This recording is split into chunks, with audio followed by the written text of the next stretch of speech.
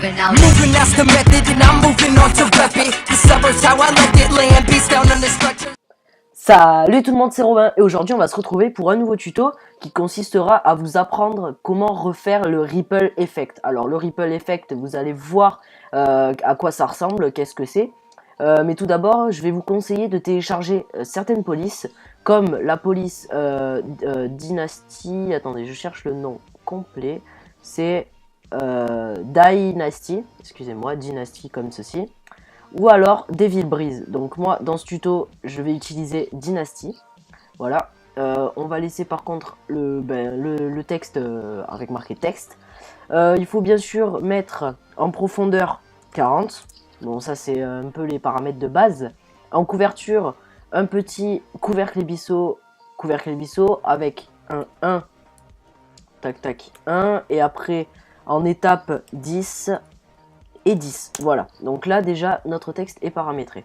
Donc niveau couleur, vous pouvez mettre tout ce que vous voulez. Moi par exemple je vais mettre ce petit argenté, je sais pas ce que ça va donner, on verra bien.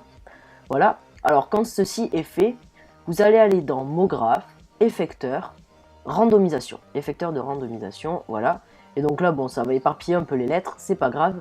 On va mettre en source 0, entrée. Intensité, alors soit 2, soit 5, ça dépend de la police et de vos choix tout simplement.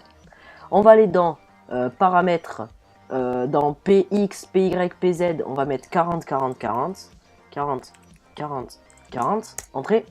Ensuite on va aller dans déformateur, et à la place de désactiver, on va mettre point. Voilà. Donc là vous pouvez voir que rien ne se passe. Alors vous allez prendre l'effecteur de randomisation et le passer dans le texte. Voilà. Et donc là, vous pouvez voir que sur certains angles, ça peut déformer un petit peu. Bon là, ça se voit pas trop. Comme texte, on va mettre, je sais pas, je vais essayer un petit Robs. Merci à Marie du petit message. Voilà, alors, Robs. Tac. Voilà, donc là, on peut voir que ça a un petit peu déformé dans les coins. Dans l'effecteur de randomisation, on va aller dans l'effecteur et là on va modifier un petit peu. Donc là par exemple je vais mettre 4, ça peut être sympa. Donc hop, rendu d'une zone, on peut tester. Voilà, entrée et on va voir qu'est-ce que ça donne.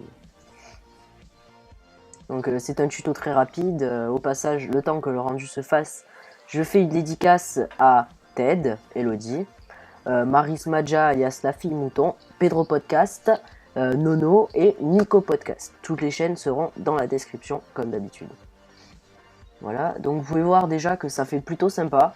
Je trouve ça hyper stylé. Franchement, avec cette texture en plus, ça fait vraiment classe et tout.